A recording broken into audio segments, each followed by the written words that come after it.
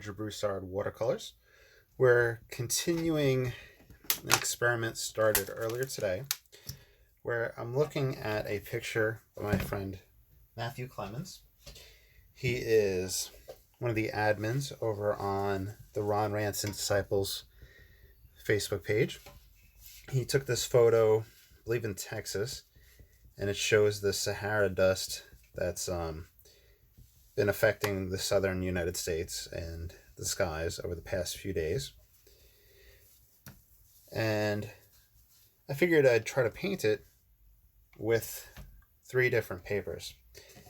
Previously, I painted it with Stonehenge Aqua, which is 100% cotton, and it is white paper. I utilized pretty basic palette, and I guess I'll just talk about the colors as I utilize them in this one. Because for part 2, I'm going to use, why can I not think of the name of this brand? So I'm using blue tinted paper. This is 100% alpha cellulose, and this is Bockingford paper. So, without further ado, we'll set up for that, and we'll paint it on the blue tinted paper and see how that comes out. And then in another video, we will paint on the cream oatmeal colored paper. They specify a difference between the two, the cream and oatmeal. I'm not sure which one I have. I think it is the oatmeal. However, when I first bought Bockingford paper, there wasn't too much of a difference between the two for me to justify owning both. So I think I went with oatmeal. I think for different people, your view may vary. So if you like that, try that out. Now, with my normal way of painting, I saturate and paint wet and wet. In this case, and you'll see, I often fight against the Bockingford paper.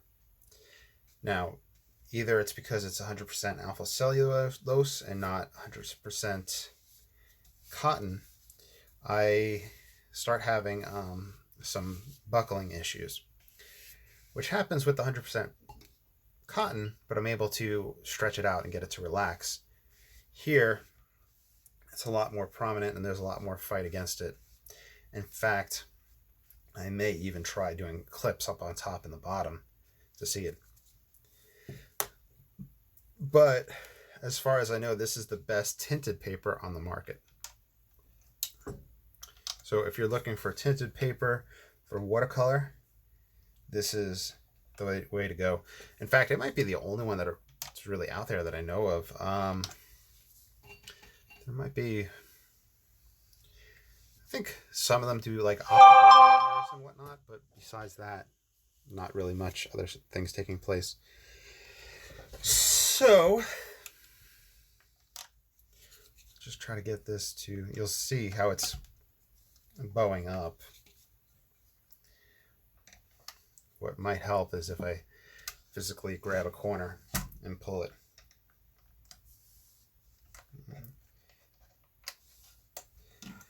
But I try not to touch watercolor paper too much because of oils on the hand could create spots of resistance. Okay, so did I grab my brushes? I did not. I am so sorry. Hold on a second.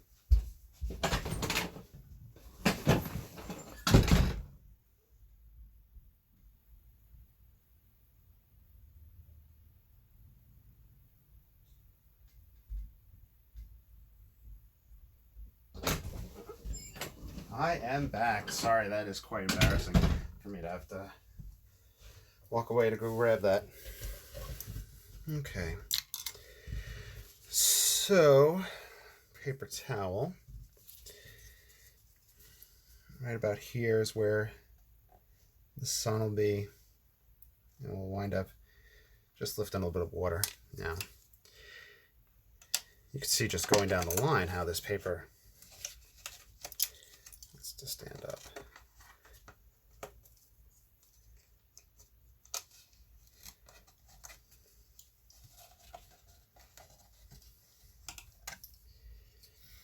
Maybe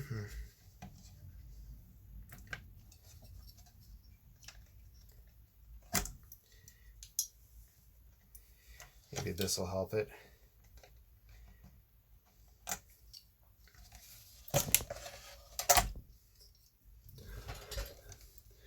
Hello, how are you doing? So we have a live chat, and we have somebody joining us and saying that it's all good. Thank you, I appreciate that. I don't use this paper too often, and it has buckling issues, so that's why I am kind of floundering at the moment, but I'm ready to get started now.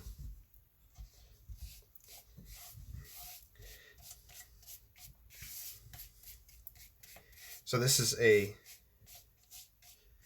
process. This is part 2 in the experiment of painting the Sahara dust. So we're going to start off with raw sienna. And we'll see how the overall tint underneath winds up affecting it comparatively to our other painting on the white paper. And then after this, I'll live stream on the cream paper. So in the beginning, I like to paint wet and wet, and this will help diffuse the paint and get that soft summer heat look, that atmospheric effect. I probably seem like I'm going overboard with these guys. But at this point, we should be good, especially once we hit it with the blow dryer.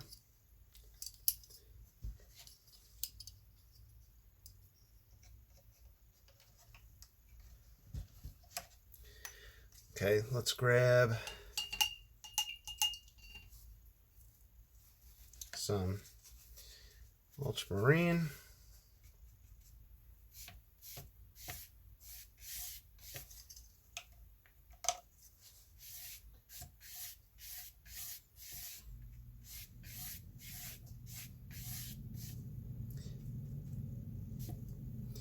I don't want too vibrant of a color. I'm going to wind up doing a wash of raw sienna over the finished painting.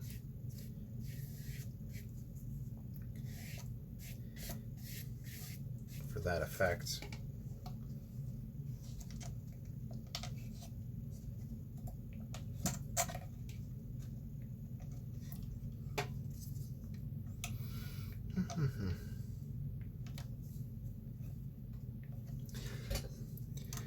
Like textured watercolor paper. See, yeah, this is a little textured, but it's tinted blue, and that's the main attribute that we're searching for. For instance, I'm going to show you. This one is tinted oatmeal, and this is white. So we're looking to see how that affects overall.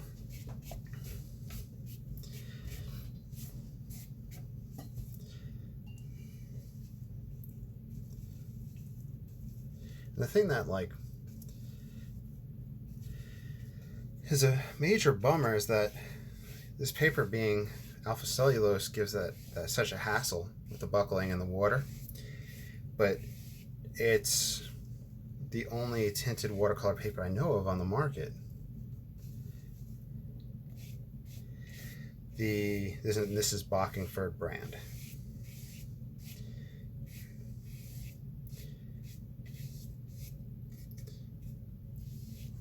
But it just looks, it does look really nice. If they came out with a cotton one, which I'm hoping Stonehenge Legion brand does, that would be a game changer for me.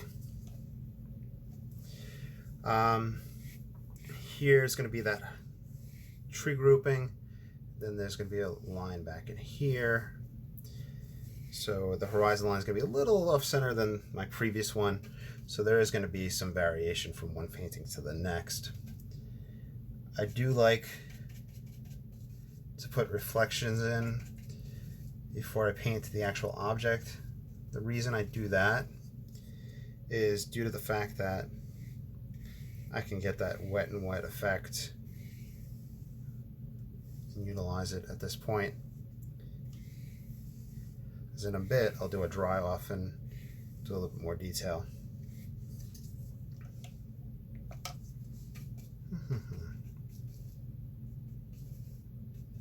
So this is Ultramarine Raw Sienna Payne's Gray. And I can do some dry brush texture techniques over it as it dries. And due to the whole nature of this painting,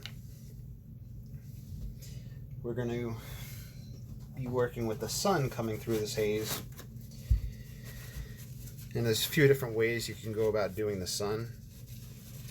But the easiest way for me is just literally taking a paper towel and lifting it up in that spot.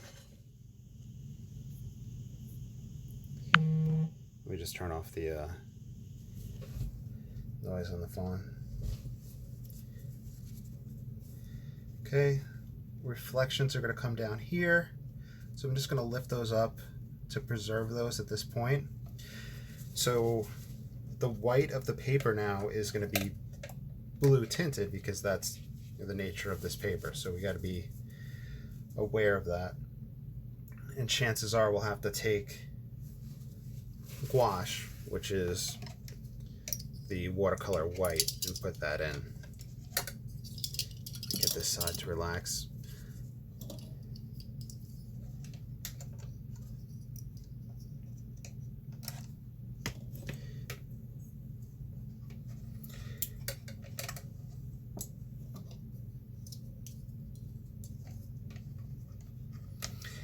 Now, the thing is, I do paint extremely wet and wet. If you saw in the very beginning, I saturate this paper with water. I pool it on. If I was painting on an angle, I would have a flood on the floor by my feet. And just that saturation really causes all that stretching. Is that landmass coming up, and we'll kind of play around with it some more once we do a dry off. Right now it's just to kind of put the shape in.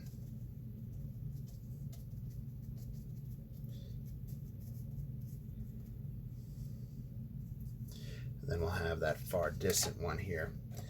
It seems like it's starting to work for me now. The far distant one. Right along there. And when it dries, we'll kind of push an S-shaped composition, so there's a little bit of interest there, and we have the sun reflecting down.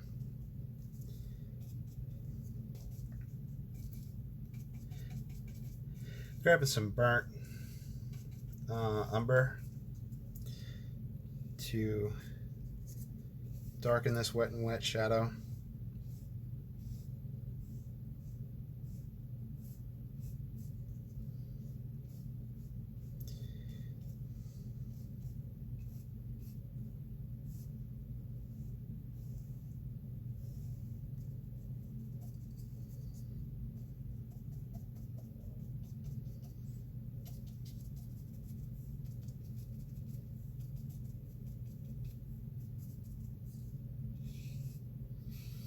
You see now we can start getting the texture of that dry brush there. And I need to wash off.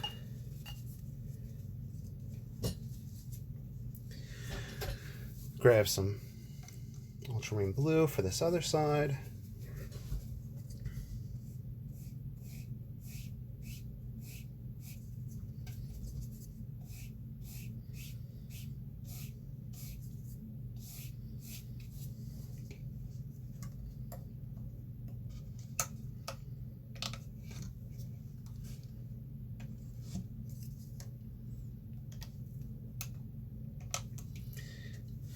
Okay.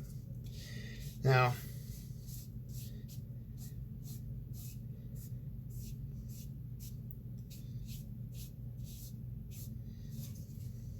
we lift up that sun reflection. As I darken the area around it, we can get it to be more crisp. I do want to get a slight greenish color or an ochre color for the foreground water.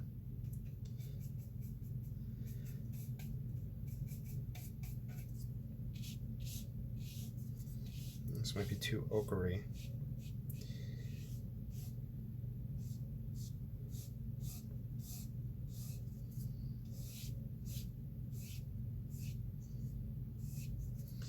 I'm going to grab Prussian blue.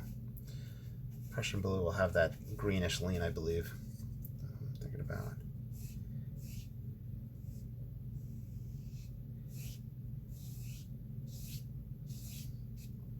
So we start having a little textured effect coming through as this paper dries and as we start moving water around.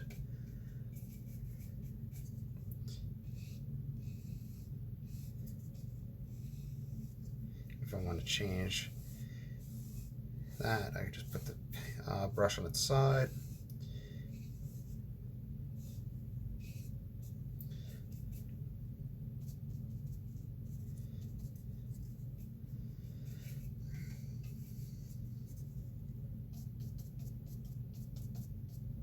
When we dry off, I'll put more in here.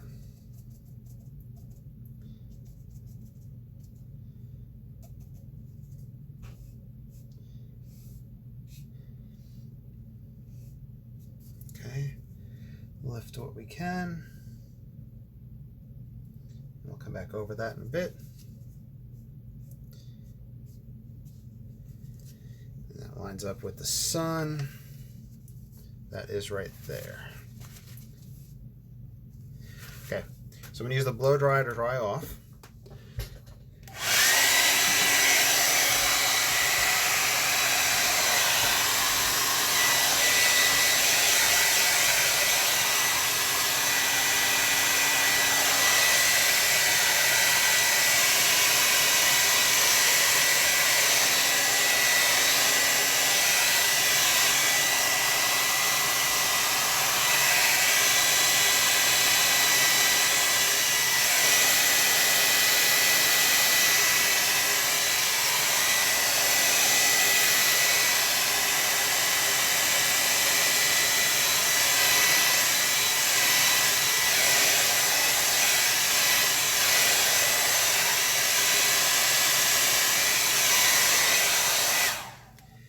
Crazy having this many clips in place.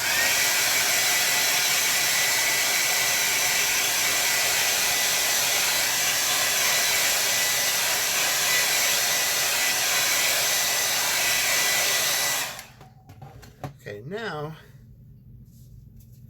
I'm going to build up this mask. There's a lot going on in it, but I'm not going to stress out too much over it, especially since, you know, it's just watercolor, fast and loose experiment.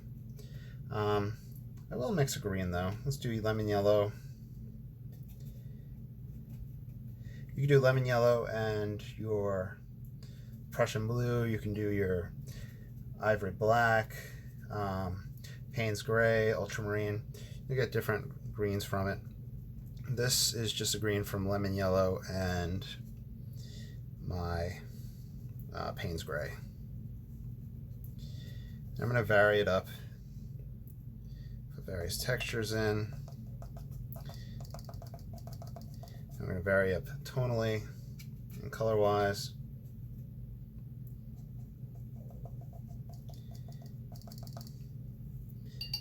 I'm essentially just dry brushing with this edge. Darks on the underside, vibrant greens on top. Though the vibrant greens are going to get it knocked back when we pass that ochre, the sienna over. And the sienna being passed over everything, the whole purpose of that is to do a unified effect of Sahara dust.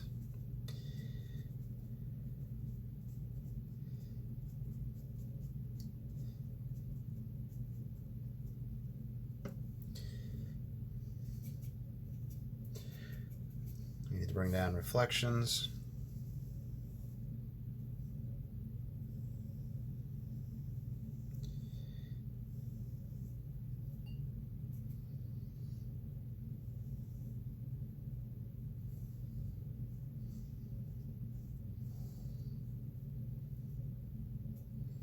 So I can use a dried brush effect on the side. You have a lot of water on there, so it's catching down some. Or I could switch to the hake and let that skip over and get that textured dry brush.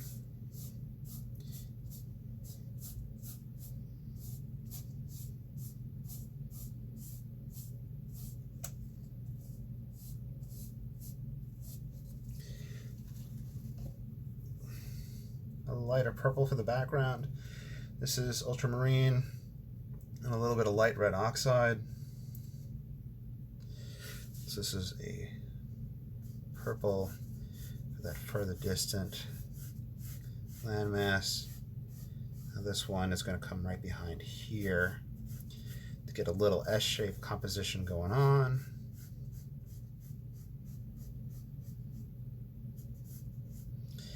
This one does not have a reflection. He has just a thin, narrow blue line here.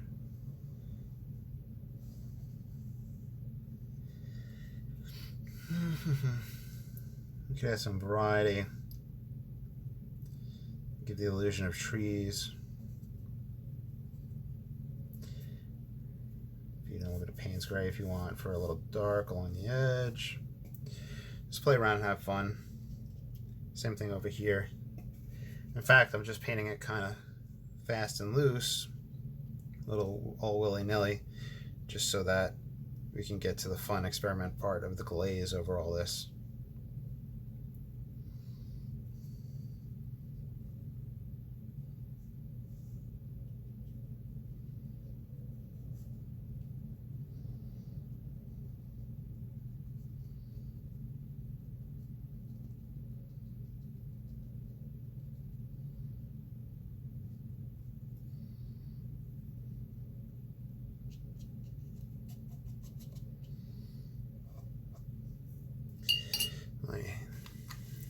Get these shadows to pop a little bit more.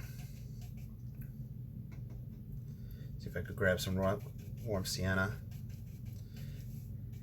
burnt sienna as a warm color into that Payne's gray to get it to come closer.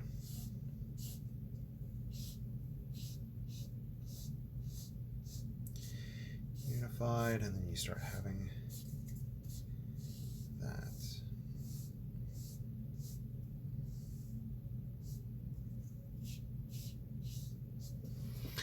Let's see.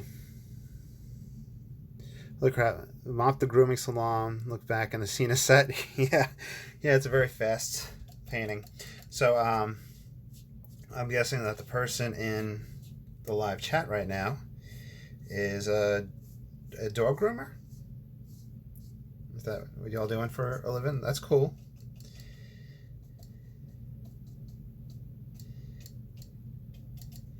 I don't know how y'all get the dogs to sit still while doing that.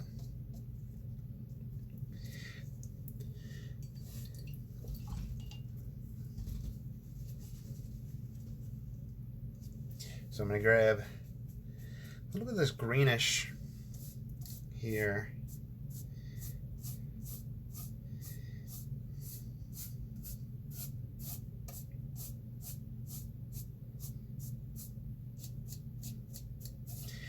What I'm going to do is do a dry off, and now I'm going to do a uniform wash of raw sienna.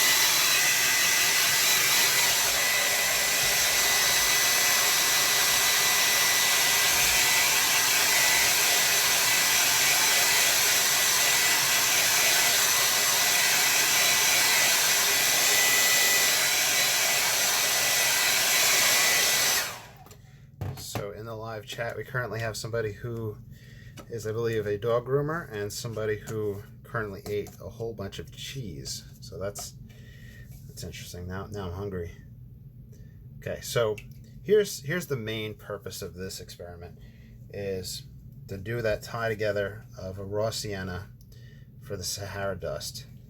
So I'm taking a dry painting for the most part, and I'm taking raw sienna and I'm putting a wash over it. The whole purpose of this is to get that hazy effect where the sky and everything takes on this cast. I gotta find my sun. Again, like not literal sun, but my sun was right here. Let me get a nice circle shape.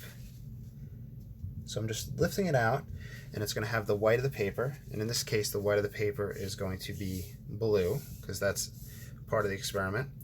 We have a blue tinted, and we have a white tinted paper, and then we have a oatmeal cream tinted paper, and we're doing the same scene, Sahara dust, and we're doing the same wash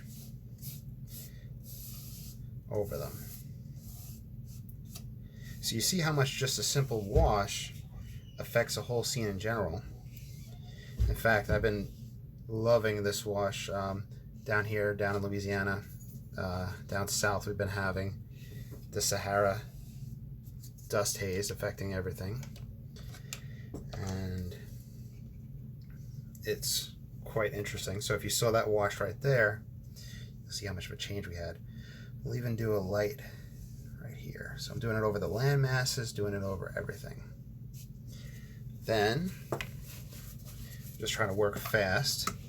Sun is right here. I'm going to lift up those highlights from the sun. Now, unfortunately, we have the blue of the paper, so we don't get it to pop out as much. So I am going to reactivate some white gouache, which I mixed in with some lemon yellow, and might need a little more lemon yellow. And I line it up, and it catches it very strongly right here.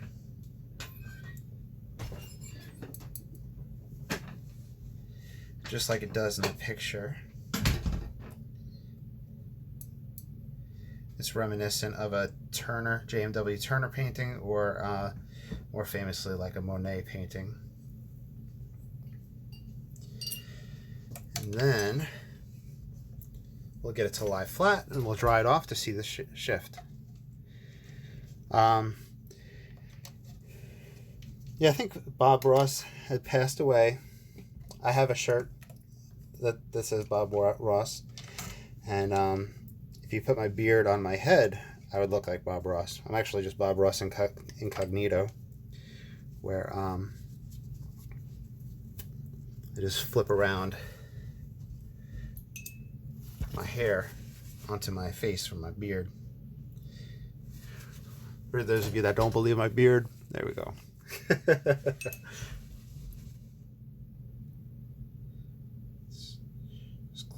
Up. Let's do a dry off.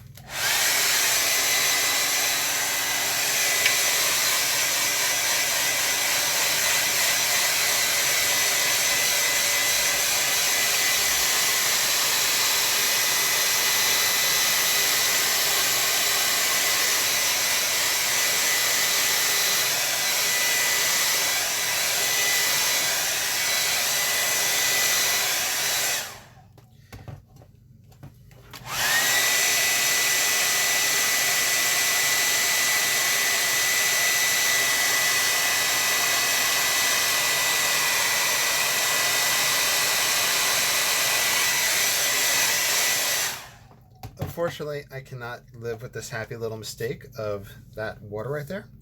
So here's another wash to try to clean that up. There we go. and I'll re-lift it up, and we won't have that harsh edge. With watercolor, for the most part, a lot of the stuff, if you're painting fast and loose, there's a lot that you can correct.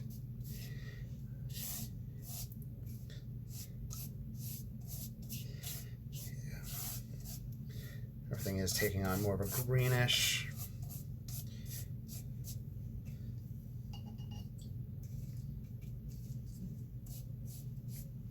It's a lot more rusty on it, but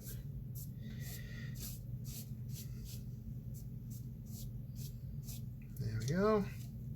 The whole purpose of that was because what I had done was, there's a little mistake that you can make with watercolor, where if you add water into a spot with water already in it, and you don't have enough pigment, you get a backwash. And that's what I had around the sun itself. And being that it was such a key feature, I needed to fix that.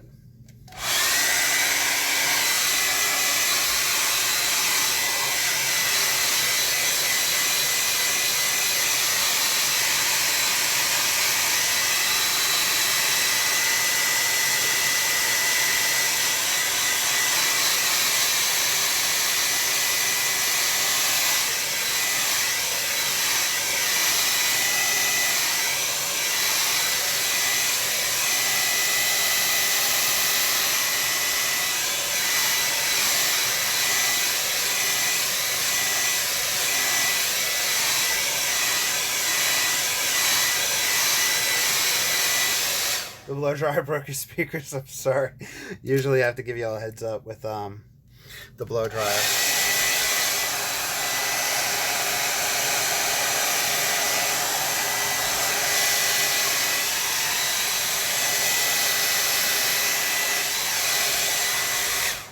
The funny thing, not really the funny thing about the blow dryer is the paper's still damp. Sorry about that.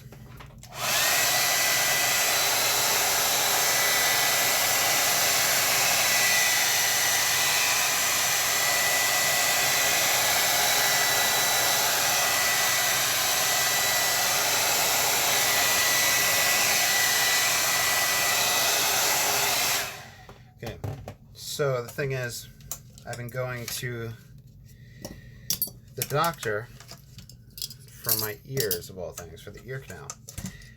With noises, blow dryers, things like that, voices, people talking, things like that, will actually cause my ears to sound like they're broken. Now we're trying to figure out what's going on. It sounds like there's like water or something in the ears. I'm not sure, but it's been killing me for like years now. Anyway, let's see if I put this here. So I'm going to show you guys the mat. So that's what it looks like with a mat over it, just so you can kind of get the idea. Now, if I take, and this is the white paper, this is the painting side by side to compare white paper to blue paper. Let me move this. Let's see how much you guys are able to see.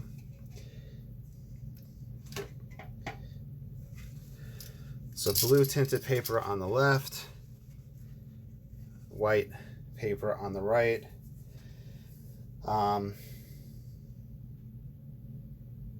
Honestly, looking at the two of them, here and here is where I see the major difference. I did put more raw cyan on the sky here. Let's do one laid on top of the other. Here's these two sides compared, blue to the white paper.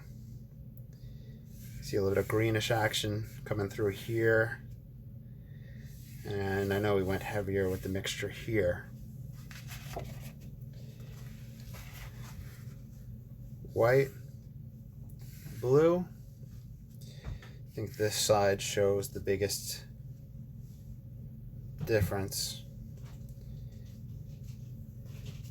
I do like the more lemon yellow with the white as opposed to what took place here.